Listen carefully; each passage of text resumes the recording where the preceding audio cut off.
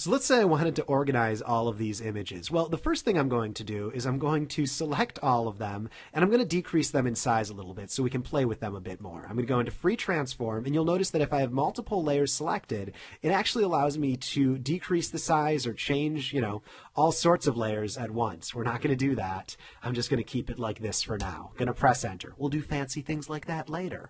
Now, if I were to try and just select one of these, I'm not able to because all of them are selected. That's pretty easy to solve. I'm just going to click outside of it. Notice the layers panel when I do this. And now I selected the sand dune, and now when I click back on this, only this one is selected. So let's organize them so they're in a bit of a grid. Here we go. Looking a lot more grid-like right there. I'll actually want to get 9 of them. So in order to duplicate this, I'm going to drag this down here and duplicate it right there. But I want this to be a perfect grid. It's not really working. So I want to select, first thing I want to do is let's turn off these bottom 6. So I'm going to turn these off. Oops, did that wrong. I'm going to turn this one off, this one off, this one off, this one off, this one off, this one off, and there we go. So now we only have 3. Let's drag this down here, and this down here. In order to line them up, I would select all of them. Now I could try doing that by holding Control and selecting all of them in the Layers palette. But that's not all that intuitive. I like looking at the Layers palette as little as possible. The other way to select these 3 layers is by clicking on one, holding down Shift, and then clicking on the next one, keeping Shift held down, and then clicking on the next one still. And you'll notice that when I click on them, they get selected in the Layers palette. So again, all I did was I clicked it, I hit Shift, I held down Shift, and I clicked, and now all 3 layers are selected. Up here in the options bar, and this is if you're on the Move tool, which you are, there's a lot of options for keeping things organized.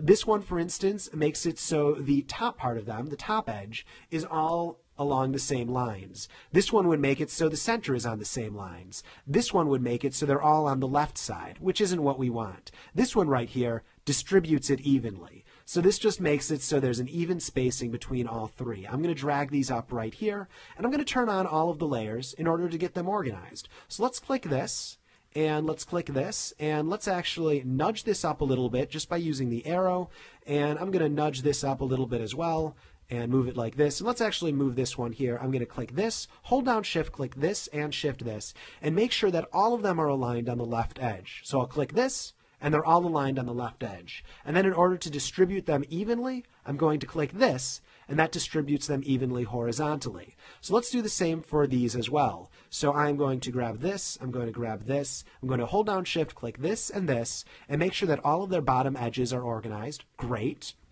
I'm going to press this, and then I'm going to Shift select this, make sure that their right edge is organized. Wonderful. I'm going to click this, hold down Shift, click this and this, distribute them evenly. Oops, that's not what I wanted at all. So I'm going to undo that, and clearly I had a problem. So I'm going to deselect, hold down this, and let's try that one more time.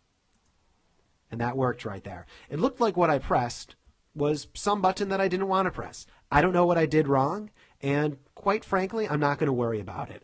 All I did was I undid what I had done wrong, and then I just did it a way that I understood. If you're ever running into a case where you don't understand why this happened how it did, just press undo, click outside, and then start over. It's easier than trying to problem solve what just happened right there.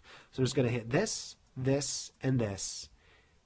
Distribute this evenly. It's still not quite there, so I'm going to hold this, and this, and now these are all distributed evenly. This looks pretty good, although I do have to say I want to move this in a little bit.